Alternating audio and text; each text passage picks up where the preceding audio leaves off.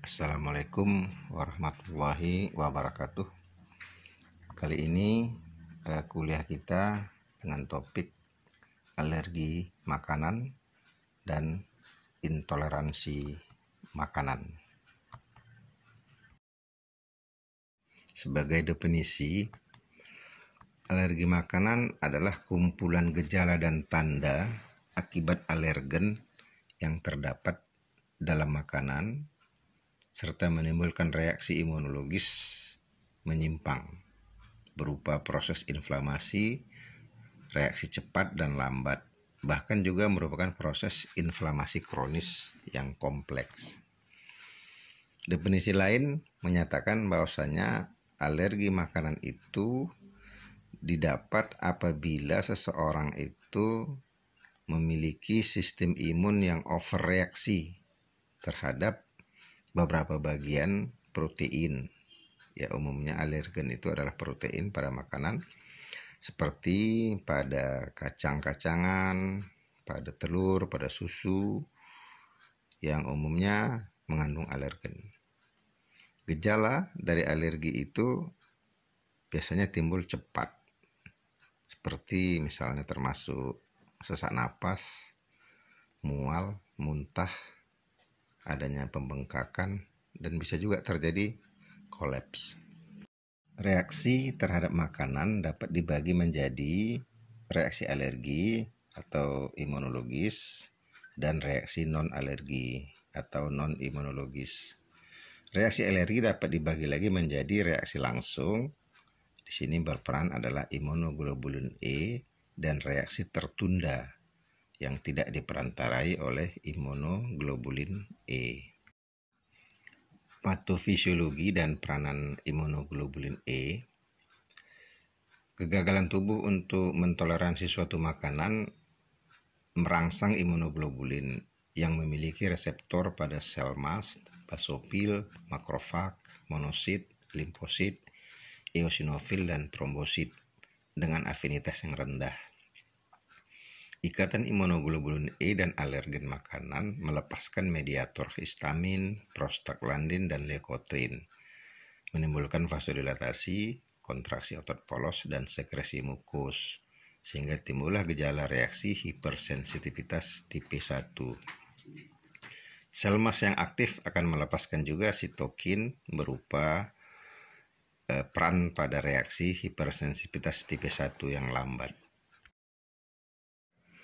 Kita harus memahami gejala-gejala yang ditimbulkan oleh alergi makanan. Yang pertama, kita mengenal makanan yang dicurigai menimbulkan alergi. Kemudian, berapa lama jarak antara gejala yang timbul dan memakan makanan yang dicurigai. Kemudian, mengenal gejala yang ditimbulkan seperti gatal-gatal, biduran, ataupun kelainan-kelainan lain pada kulit. Kemudian jumlah makanan yang menimbulkan gejala, apakah gejala selalu timbul bila memakan makanan yang dicurigai, berapa jarak waktu antara gejala terakhir dengan gejala yang baru timbul, dan apakah ada faktor lain yang mempermudah timbulnya gejala, misalnya setelah latihan ataupun setelah bekerja. Pada pemeriksaan fisik perlu diamati apakah terdapat tanda dari penyakit atopi seperti kulit kering, bersisi, lichenifikasi yang sering tampak pada pasien dermatitis atopik. Kemudian apakah ada allergic sinus, Siemann-Griess, yaitu garis bundar hitam di bawah mata yang merupakan sebagai reaksi alergi yang lama. Kemudian mukosa hidung bengkak dan pucat yang sering tampak pada rinitis alergik, dan tanda-tanda asma, apakah ada wheezing. Juga penting menilai status gizi pada pasien anak. Untuk menegakkan diagnosis alergi makanan, yang paling utama adalah anamnesis. Anamnesis di sini termasuk anamnesis pada anggota keluarga yang mengalami keluhan alergi yang sama. Kemudian anamnesis tentang jenis-jenis makanan dan reaksinya. Kemudian dilakukan tes alergi seperti uji kulit atau prick test. Dan pada pemeriksaan darah rutin yang perlu diperhatikan adalah kadar eosinofil yang meningkat dan adanya neutropenia. Pemeriksaan lain adalah pemeriksaan kadar imunoglobulin E yang biasanya di atas 30 unit per mililiter. Faktor penyebab alergi makanan adalah imunodefisiensi, imaturitas usus, ya, ini umumnya terjadi pada anak dengan diare kronik, kemudian susu formula dan makanan padat yang terlalu dini diberikan pada anak atau balita, pajanan alergen yang merangsang imunoglobulin spesifik, misalnya telur, susu, ikan, kerang, kacang-kacangan, gandum, coklat, zat-zat tambahan pada makanan, residu logam berat seperti plumbum, arsen, air raksa, dan kadmium. Penyebab lain alergi adalah protein, glikoprotein atau polipeptida dengan berat molekul lebih dari 18.000 Dalton. Beberapa jenis makanan yang selalu menimbulkan alergi makanan adalah kacang yang mengandung alergen peanut 1, udang dengan 2 jenis alergen, kemudian ikan alergen M, telur di mana ditemukan ovomucoid sebagai alergen, makanan dan minuman yang terlalu asam atau merangsang, susu sapi dengan jenis alergen BLG, ALA, PSA, dan PGG serta BLG. Kemudian gandum mengandung alergen albumin, pseudoglobulin, dan iolobulin. Kacang tanah alergen aracin dan konaraci. Kemudian secara kimiawi, enzim petialin, kelenjar tonsil, asam lambung berfungsi sebagai penghancur alergen. Pada gambar ini dapat kita lihat beberapa jenis makanan yang bisa ditemui di Indonesia yang dapat menyebabkan alergi, ya seperti kacang-kacangan, termasuk di sini kacang kedelai, kacang tanah, kemudian kepiting atau lobster, beberapa jenis ikan, telur, termasuk telur ayam ataupun telur bebek, susu, kerang atau moluska, kemudian sulfur dioksida.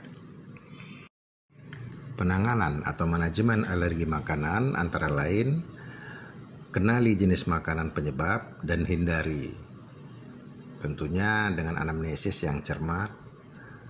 Kemudian setelah mengetahui jenis makanan, hindari faktor pencetus. Faktor pencetus ini juga dengan anamnesis yang cermat, apakah ada faktor stres, faktor aktivitas fisik, dan lainnya. Kemudian lakukan tes alergi untuk memastikan diagnosis.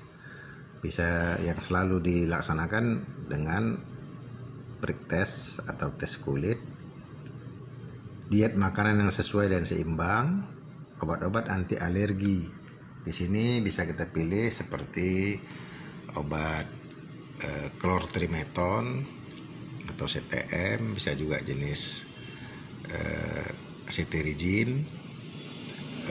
Kalau perlu kita berikan jenis kortikosteroid seperti metilprednisolon, tentunya dengan dosis yang sesuai dan dalam jangka waktu yang ditentukan, tidak terlalu lama. Dapat juga dilakukan desensitisasi alergen.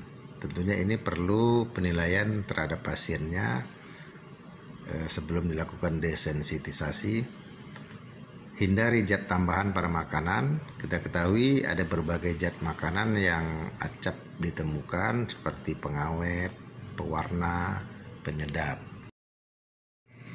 Faktor pencetus yang perlu kita ketahui, ada faktor fisik seperti infeksi virus atau bakteri, ataupun jamur, minuman yang asam, udara dingin ataupun panas, kondisi hujan, debu, kelelahan, aktivitas berlebihan, tertawa berlebihan, menangis, berlari, olahraga. Kemudian ada faktor psikis, cemas, sedih, stres, atau ketakutan. Kepada pasien perlu juga diberi pengelolaan diet. Tujuannya adalah untuk memberikan makanan cukup tanpa menimbulkan alergi, meringankan intensitas dan frekuensi serangan bila terjadi alergi, serta meningkatkan antibodi. Syarat dietnya pertama cukup energi, protein, vitamin, dan mineral, tidak mengonsumsi makanan yang diduga menimbulkan alergi, menghindari konsumsi makanan atau minuman yang mengandung residu logam berat seperti plumbum, hidrargyrum, arsen, dan kadmium. Desensitisasi atau kepekaan ini adalah diet untuk menemukan penyebab alergi. Kemudian pada bayi perlu sekali memberikan ASI eksklusif, yaitu pemberian hanya ASI saja sejak bayi lahir hingga usia 6 bulan. Kemudian pemberian makanan pendamping ASI pada bayi mulai umur 6 bulan, sesuai dengan umurnya dan jenis makanan pendampingnya tentunya. Kemudian konsumsi zat-zat gizi pendukung antibodi seperti vitamin A, C, D, E, B6, asam folat, B12, pigmen likopen, kemudian mineral, zinkum, ferrum, kuprum, dan selenium. Selanjutnya kita akan membicarakan tentang intoleransi makanan atau food intolerance. Apa yang dimaksud dengan intoleransi makanan? Jika kita mengalami setelah mengonsumsi suatu jenis makanan kemudian terjadi keluhan yang tidak nyaman, seperti keluhan nyeri perut, timbulnya kemerahan pada kulit, sakit kepala, ataupun keluhan-keluhan lain yang tidak nyaman. Tetapi semua ini tidak melibatkan sistem imun dan biasanya timbul beberapa jam setelah kita mengonsumsi makanan tersebut. Misalnya pada kasus laktosa intolerans, yaitu keluhan yang timbul berupa gangguan pencernaan setelah minum sejenis susu. Ada lagi contohnya migrain setelah meminum red wine, sejenis minuman keras, atau gluten intolerance. Ya, yang ini berbeda dengan celiac disease yang akan dijelaskan di slide berikutnya. Terminologi alergen secara umum digunakan untuk semua jenis makanan ataupun produk-produk makanan yang bisa menyebabkan alergi ataupun intoleransi. Kita sebagai medis harus bisa membedakan apakah satu kasus itu alergi makanan ataupun intoleransi makanan. Beberapa tanda dan gejala dari food intolerance atau celiac disease adalah nyeri perut, mual, ataupun diare. Kemudian keluhan gembung, rasa penuh pada perut, sakit kepala, kemerahan pada wajah ataupun adanya rash pada kulit, dan bisa juga terjadi sesak dengan adanya wheezing pada paru yang bisa ditemukan pada pemeriksaan auskultasi. Semua simptom dan sign ini biasanya tidak timbul segera dan derajatnya pun tidak seberat apabila ini merupakan suatu alergi makanan. Kita ulangi sekali lagi di sini gejala dan tanda intoleransi makanan. Ini untuk membedakannya dengan alergi makanan. Jadi pada intoleransi makanan, umumnya gejala dan tanda terjadi pada saluran cerna, seperti mual, muntah, diare, nyeri perut. Dan gejala yang timbul jarang berat kecuali dalam bentuk keracunan makanan. Gejala yang timbul paling lama dalam beberapa jam setelah makan. Kemudian dia bisa hilang sendiri apabila tidak lagi mengonsumsi makanan itu, istirahat, ataupun melalui pengobatan yang hanya merupakan pengobatan simptomatik. Perbedaan antara alergi makanan dan intoleransi makanan dapat kita simpulkan pada tabel berikut.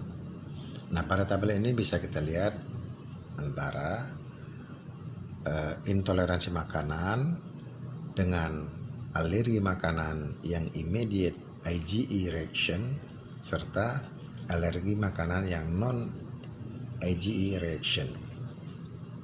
Dari segi mekanisme, pada intoleransi makanan, mekanismenya adalah karena adanya gangguan dari pencernaan ataupun metabolisme dari makanan ataupun bagian-bagian makanan yang dikonsumsi. Sedangkan yang pada alergi yang immediate IgE reaction itu melalui food specific IgE antibodies releasing histamine. Sedangkan yang pada non IgE reaction mekanismenya melalui T lymphocyte cell mediated. Onset of symptoms pada intoleransi makanan dalam beberapa jam. Pada yang immediate IgE reaction itu beberapa menit dan jarang sampai 2 jam. Sedangkan yang pada non IgE reaction itu sering dalam 2 jam atau lebih. Simptom pada intoleransi makanan jarang berat, tidak serius, dan selalu berkaitan dengan gastrointestinal tract. Tentunya dengan keluhan-keluhan gastrointestinal tract. Sedangkan yang pada yang immediate IgE reaction itu bisa menyebabkan keluhan ataupun gejala yang serius, bahkan bisa terjadi anafilaksis. Kemudian simptomnya bisa tidak diduga, dapat melibatkan kulit, mukosa membran, saluran napas, kardiovaskuler, gastrointestinal, dan lainnya. Pada yang non-IgE reaction biasanya melibatkan gastrointestinal tract. Contohnya pada intoleransi makanan adalah laktosa, fruktosa, alkohol intolerans, ataupun intoleransi dengan zat-zat tambahan pada makanan, bisa merupakan bumbu, zat-zat pengawet, penyedap, maupun pewarna. Contoh pada alergi makanan yang immediate IgE reaction seperti alergi pada seafood ataupun alergi kacang. Pada yang non IgE reaction contohnya adalah protein induced enterocolitis. Demikian saja kuliah pakar pada saat ini. Terima kasih atas perhatiannya dan assalamualaikum warahmatullahi wabarakatuh.